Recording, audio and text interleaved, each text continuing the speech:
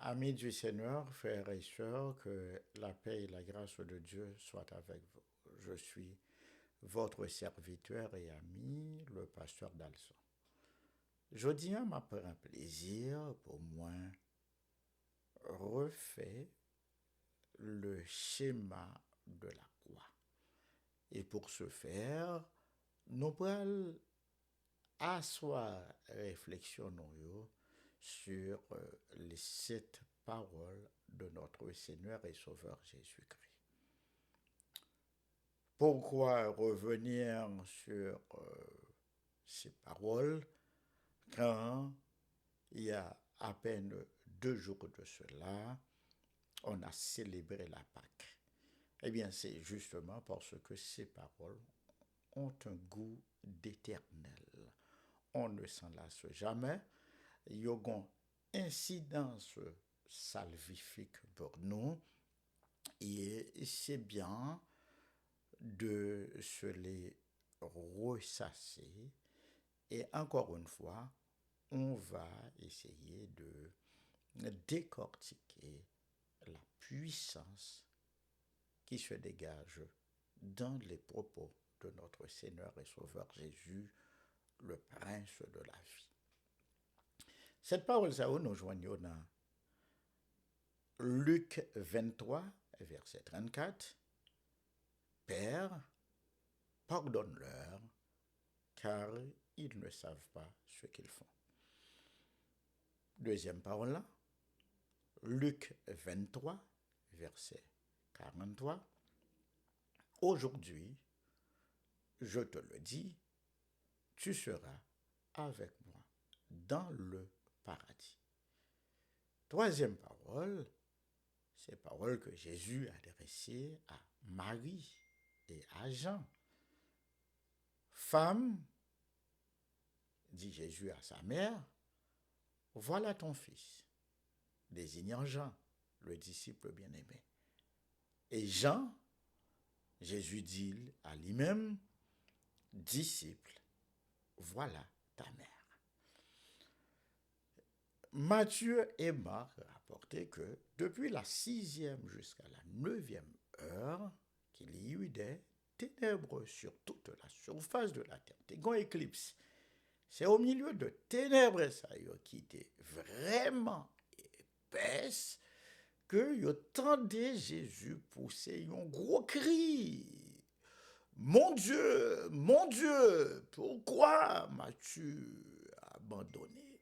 Ou encore, Eloi, Eloi, lama sabachthani. Et puis Jean pral dit, dans Jean 19, verset 28, j'ai soif.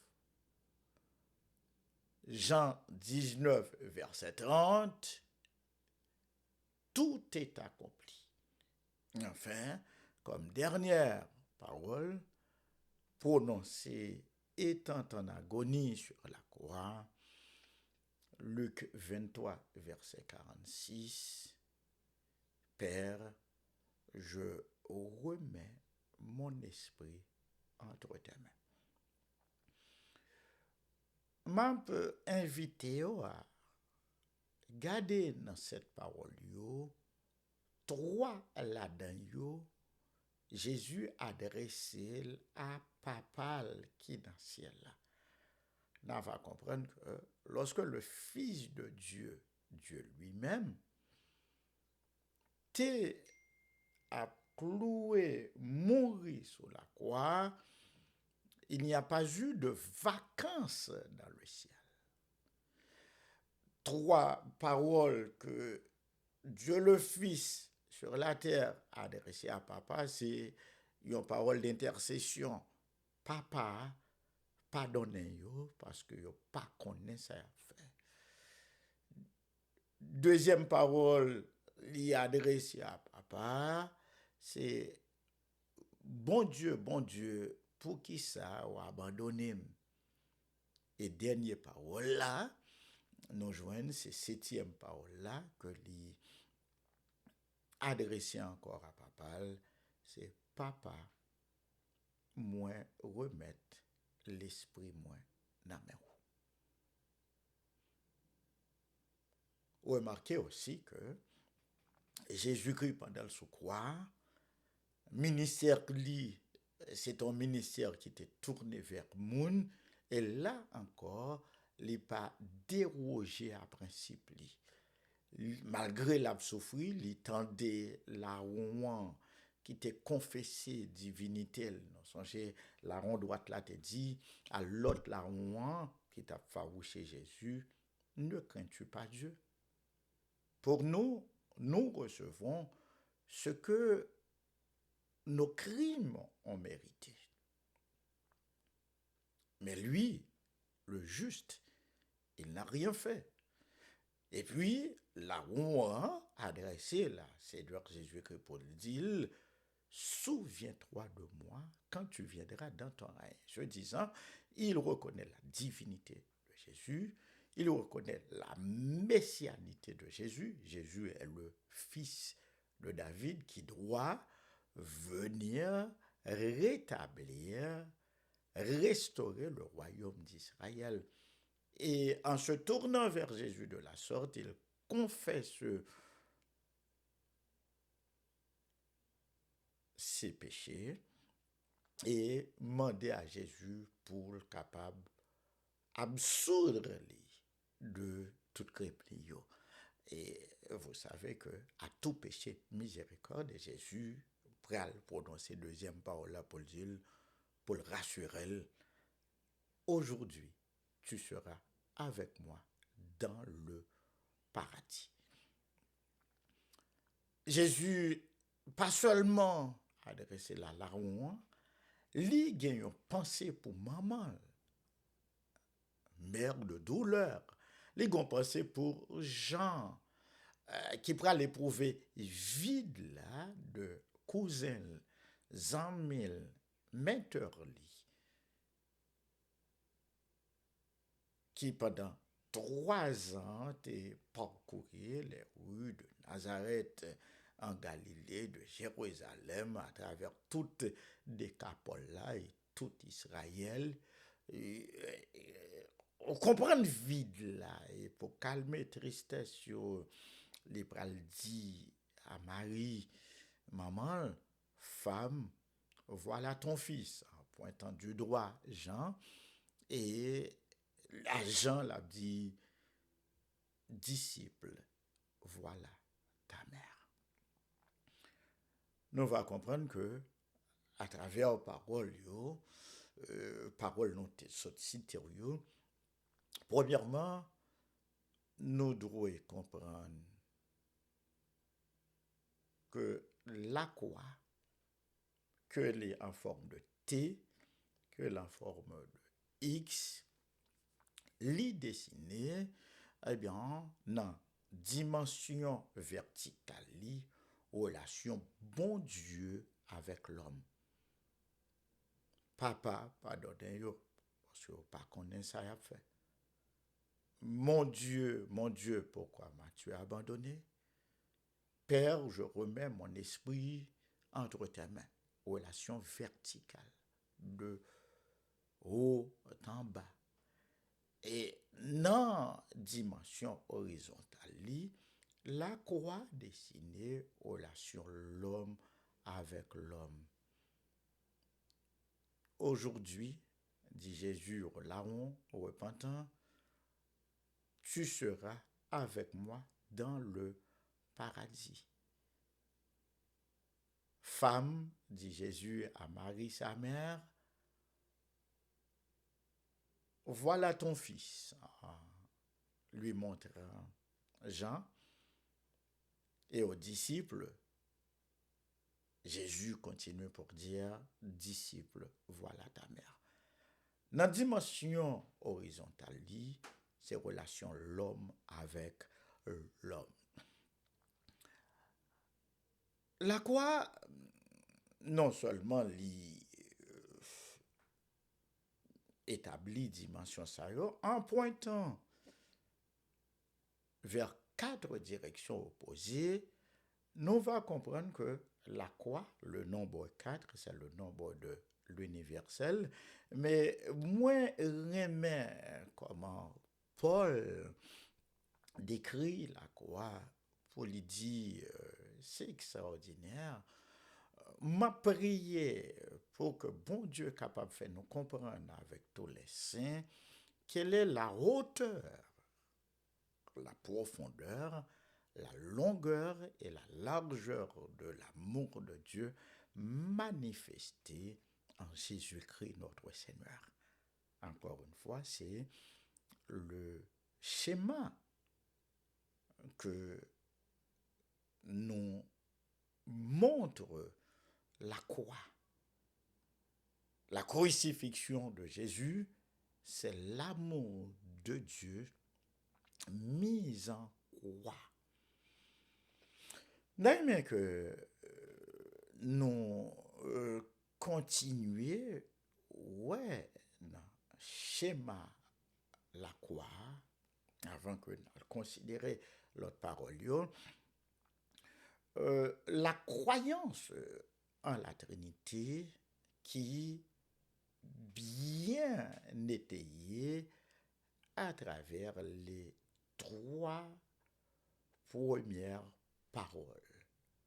Père, pardonne-leur, car ils ne savent pas ce qu'ils font.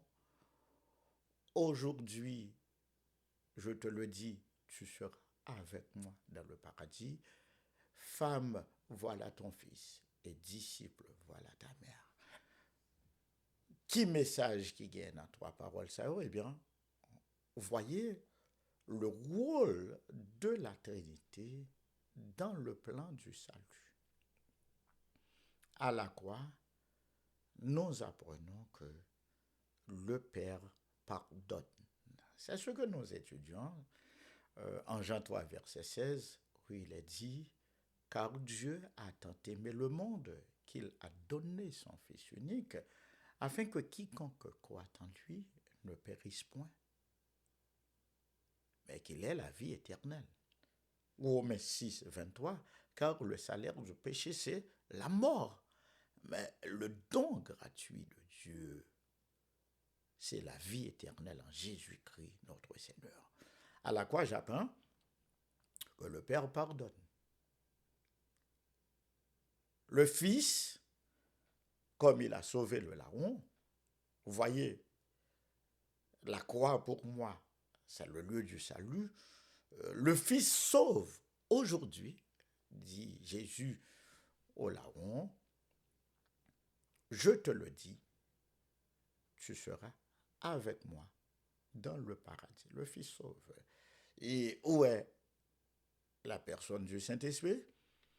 Eh bien, on sait que, à travers l'enseignement de Jésus sur le Saint-Esprit, rapporté dans le livre de Jean, chapitre 14, chapitre 15 et chapitre 16, d'ailleurs, c'est l'évangile qui donne l'enseignement le plus complet sur le Saint-Esprit.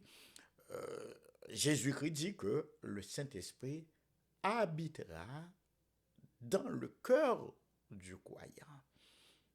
Et symboliquement, dans les propos de Jésus à sa mère et à son disciple bien-aimé, nous joignent Esprit Saint. Femme, voilà ton fils. Et disciple, voilà ta mère. Et dès ce moment, le disciple prit Marie chez lui. Donc, ils ont habité ensemble. Le Saint-Esprit habite le cœur du croyant. Dès ce moment, Marie a adopté Jean comme petite et Jean a adopté Marie comme maman. C'est à la croix que se fait l'adoption. Et nous sommes participants de la nature divine grâce au Saint-Esprit, car le Saint-Esprit nous rend participants de la nature divine. Et c'est le travail du Saint-Esprit. La croix, c'est l'expression, porter l'expression ou encore l'accomplissement de la loi, portée à son niveau le plus élevé qui soit.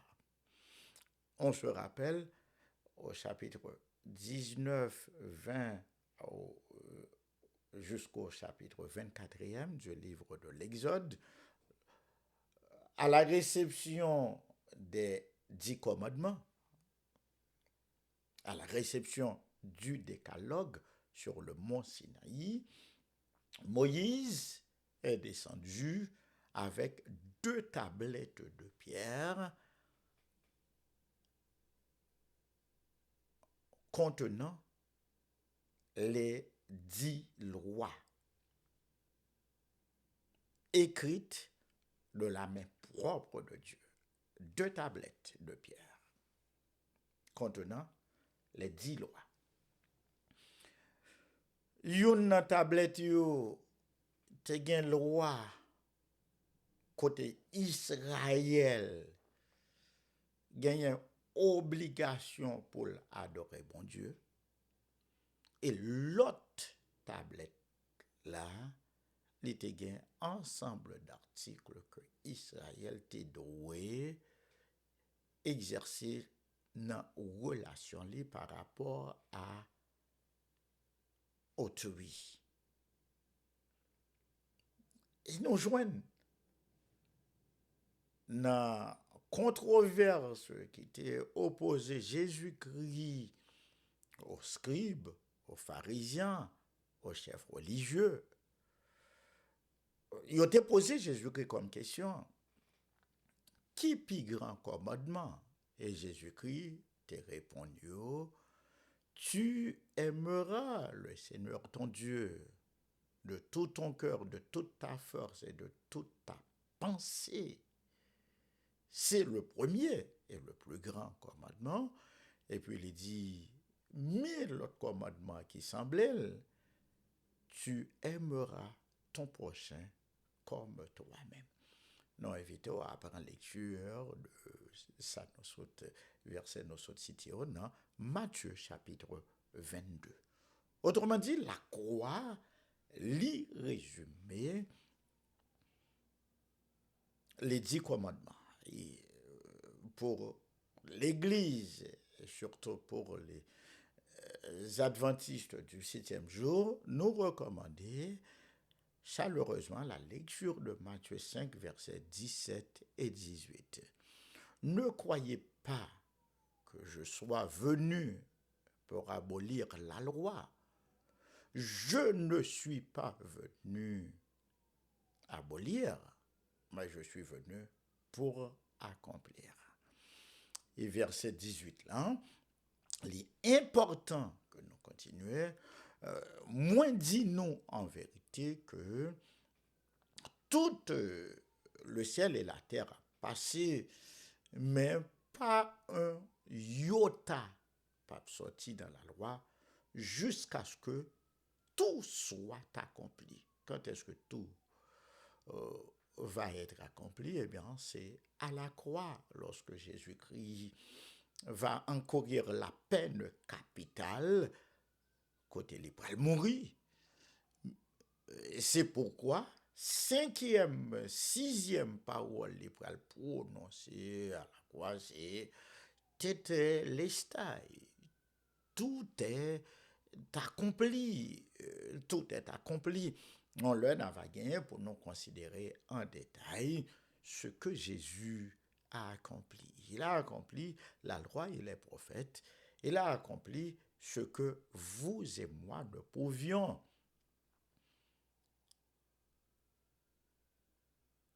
Il a crucifié dans sa chair la loi des ordonnances dans leur prescription. Nous d'accord avec Paul qui dit dans la lettre aux Romains, car l'amour est l'accomplissement de la loi. Grâce soit rendue à Dieu par notre Seigneur et Sauveur Jésus, qui a pris notre humanité pour nous diviniser. Il a anéanti par sa chair la loi des ordonnances. Et donc, il n'y a donc maintenant pour nous aucune condamnation pour ceux qui sont en Jésus-Christ. Romains chapitre 8, verset 1er. La croix, comme définition, que ce soit en forme de T ou en forme de X, pour nous autres chrétiens, revêt une signification encore plus profonde. Dans 1 Corinthiens chapitre 1, depuis verset 18 jusqu'au verset 31, Paul a dit aux chrétiens de Corinthe,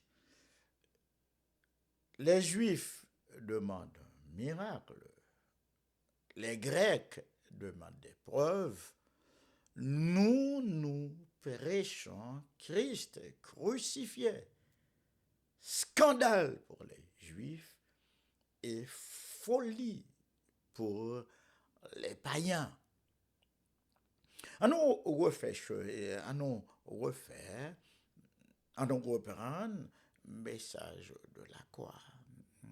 Succinctement, première parole là, nous joignent la croix, c'est le lieu du pardon. Père, pardonne-leur. C'est le lieu du salut. Aujourd'hui, je te le dis, tu seras avec moi dans le paradis. La croix, c'est le lieu de l'adoption. C'est à la croix que nous entrons dans la famille de Dieu. Et Paul le dit aux chrétiens, aux Éphésiens, le chapitre 2, nous étions errants. Nous étions étrangers aux alliances. Dieu, qui est riche en miséricorde en raison de son grand amour, nous a fait entrer dans sa famille par le Seigneur Jésus. Et c'est cet esprit qui nous fait dire « Abba, Père ». C'est extraordinaire. Donc la croix, c'est le lieu de l'adoption. La croix, c'est le lieu où tous nos péchés sont expiés. La mort de Jésus-Christ a fait l'expiation pour nous des péchés passés. Il n'y a donc maintenant aucune condamnation pour ceux qui sont en Jésus-Christ. La loi, la mort de Jésus-Christ sur la croix nous délivre de la puissance du péché. Si vous voulez casser toute code vieux péché, gain force dans sang Christ. Et la croix nous délivre dans le futur. Ça a une valeur abrogatoire, même pour les péchés que nous aurons à commettre en nous en remettant au Seigneur Jésus-Christ. Eh bien, un jour viendra où dans le ciel, le croyant sera délivré de la présence du péché dans le paradis. Ce message est puissant, évidemment. La croix, et nous comprenons, quatrième parole là.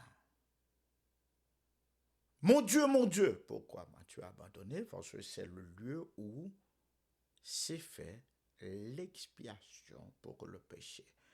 On se rappelle toujours dans la lettre aux Corinthiens, Paul de dire, celui qui n'a point commis le péché, Dieu l'a fait devenir péché afin que nous devenions justice de Dieu.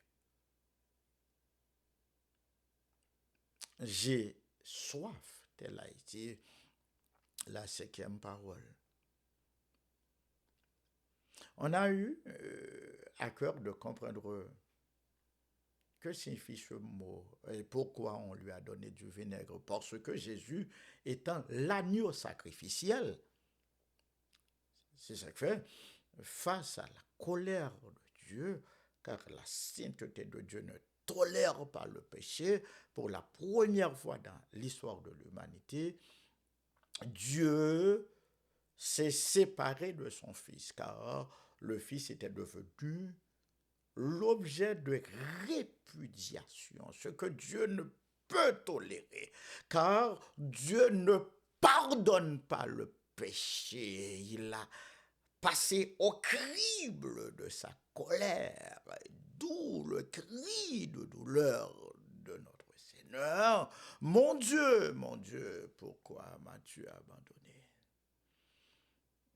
Et tout son corps, Seigneur Jésus-Christ, étant versé, toute l'eau dans le corps, toute sueur d'ailleurs depuis le jardin de Gethsemane, nous t'étant dit, d'après ça, Luc dit, Jésus était tellement effrayé, tellement angoissé, que des grumeaux de sang, boules sang t'a sorti dans naine. Donc, les toutes sans col étaient coulées. C'est ça, nous chanter dans cantique sans créole, les Jésus mourit sous calvaire.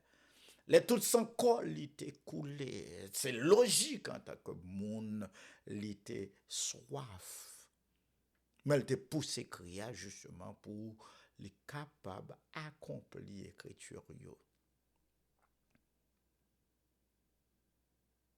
Car l'agneau pascal, tel que institué dans le livre de l'Exode, devait être consommé avec des herbes amères. C'est pourquoi on a donné à notre Seigneur et Sauveur Jésus du vin frélaté, du vinaigre. Et Jésus-Christ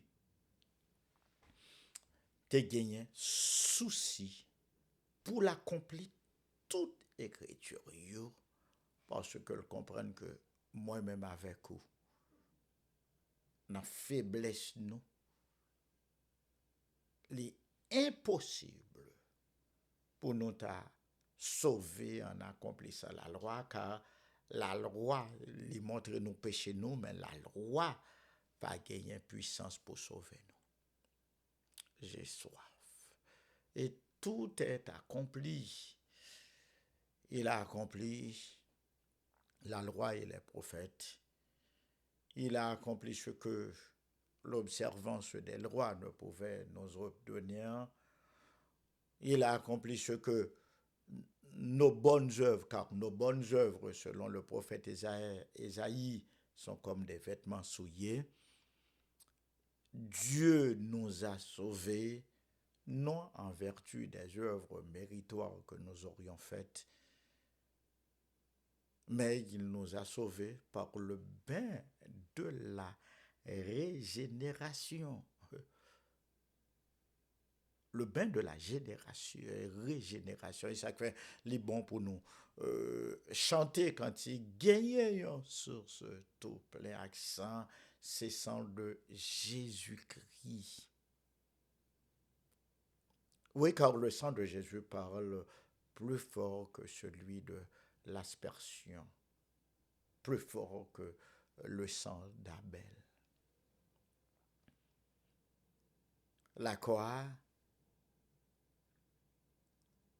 c'est là que s'est joué tous les éléments de notre salut. Tout est accompli. Jésus est mort une fois pour toutes. Et son sacrifice est parfait. Et ayant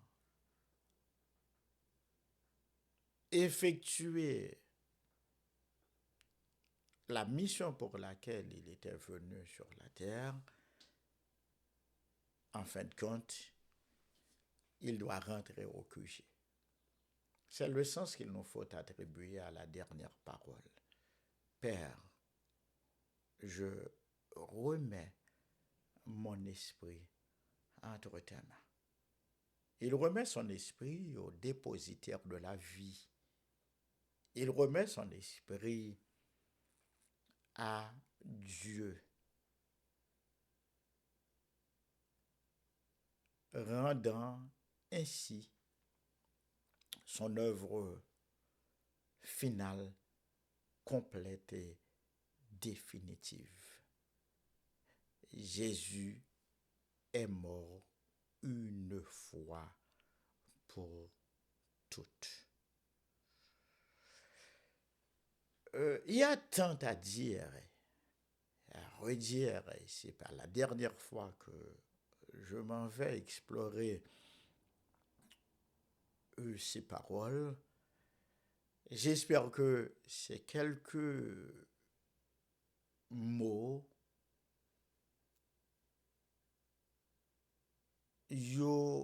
c'est un condensé de ce que, en gros, on doit retenir du message de la croix. La croix, c'est l'expression la plus brutale de la haine que les Juifs ont vouée à Jésus. Il est venu chez les siens et les siens ne l'ont point reçu.